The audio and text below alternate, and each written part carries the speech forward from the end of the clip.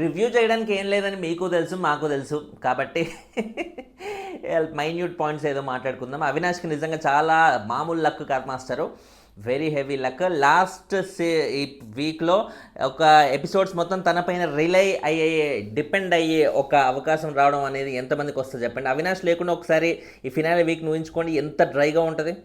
Actually wild కార్డ్స్కి ముందు ఉన్న ఆ ఫస్ట్ 5 వీక్స్ మెగా డ్రైగా ఉండేది. అవినాష్ వచ్చాక అవినాష్, రోహిణి, తేజ వీళ్ళందరూ పంచిన ఎంటర్టైన్మెంట్ అనేది సీజన్ని ఆ వేలో కూడా తీసుకెళ్ళగలిగింది. కొంచెం స్ట్రెస్ రిలీఫ్ రాగా అయితే ఖచ్చితంగా చేయగలిగారని చెప్పాలి. సో ఇప్పుడు లాస్ట్ వీక్లో కూడా అవినాష్ని ఉంచడానికి గల కారణం కూడా అలాంటి ఒక కైండ్ ఆఫ్ రిలీఫ్ ఇస్తారనే.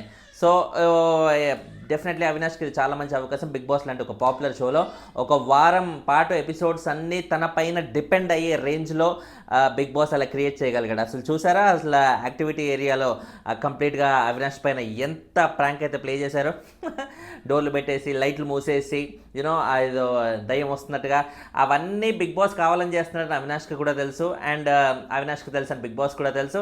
కానీ స్టిల్ అవినాష్ అది ప్రాపర్గా రిసీవ్ చేసుకుని ఎంటర్టైన్మెంట్ ఇవ్వాలనే తాపత్రయం అనేది డెఫినెట్లీ ఆడియన్స్కి అది నచ్చుద్ది, ఎక్కుద్ది. ఎంత ఎక్కినా కూడా 5th పొజిషన్లో ఫస్ట్ బయటికి వచ్చేది అవినాషే, అది క్లియర్గా ఓటింగ్ చూస్తే తెలుస్తుంది. కాబట్టి ఇక మనం చేసేదంటూ ఏం లేదు.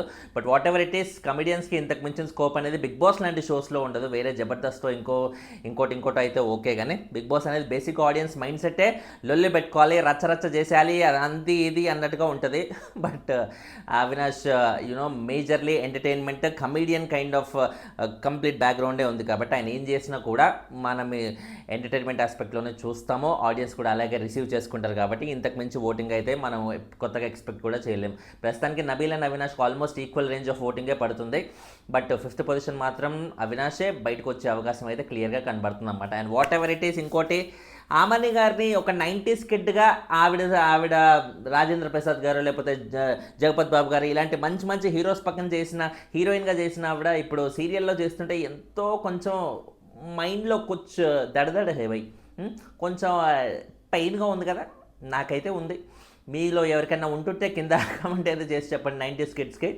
అండ్ అంతే, ఎపిసోడ్లో అంతకుమించి మనం డిస్కస్ చేసుకోవడానికి ఏమీ లేదు. కాబట్టి ఇక ఫినాలే వీక్ ఎపిసోడ్స్ అంటే ఇలాగే ఉంటాయి, లైట్గా ఏమీ లేకున్నా కూడా అన్నెసరిగా వీడియోని డ్రాగ్ చేసి అనవసరంగా మీ బ్రెయిన్ని తినే ఉద్దేశం లేక that's it in the episode. Finally thanks a lot for watching. Prize money అయితే బాగా ఇంక్రీజ్ అవుతుంది, చాలా తొందరలో డిక్రీజ్ అయ్యే టాస్కులు కూడా ఇచ్చేస్తారు. ఎందుకంటే 50 lakhsకి మించి ప్రైజ్ మనీ అయితే అస్సలు బిగ్ బాస్ కన్సిడర్ చేసే అవకాశమే లేదు. కాబట్టి లెట్స్ సీ, బాయ్.